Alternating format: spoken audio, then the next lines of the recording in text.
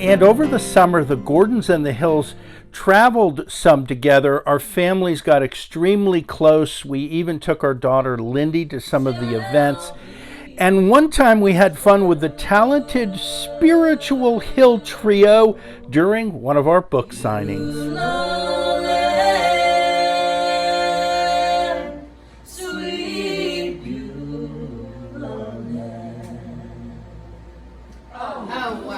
There was a lot of people that had come together from all over the world. And then we came to the trial, and every morning Alec would walk in and say, "Good morning, Miss Becky." And I would say, "Good morning." Why did you want to write the book? To tell a story from inside out.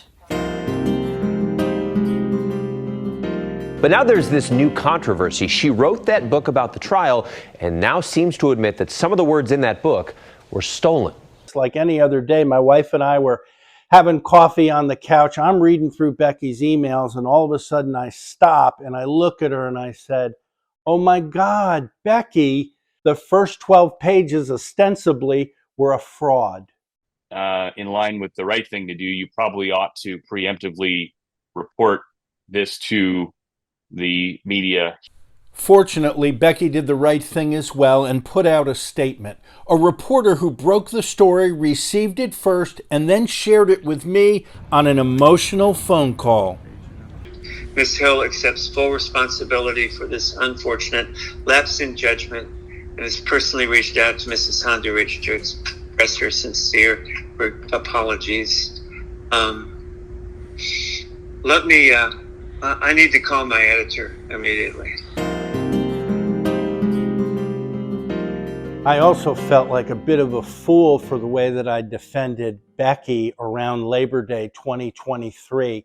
Hey everybody, we are here at the Court of Appeals in Columbia, South Carolina. And then when the clerk of court wrote her book, published her book, that zone of silence collapsed, and jurors were upset about that. Silence fell on me like I was the only one there, and I thought, I cannot believe this. I told Neil, look, your name is on that book. You need to get ahead of this, and you need to tell your side of the story. What's your reaction to what you heard from the defense today? You asked my reaction. I was pretty upset at what Harpootlian said was the motivation that Becky had.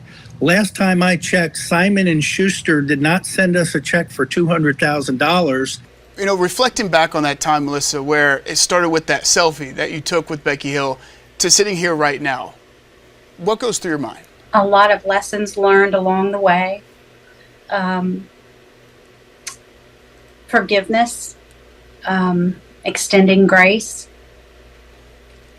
creating boundaries, and trying to take something that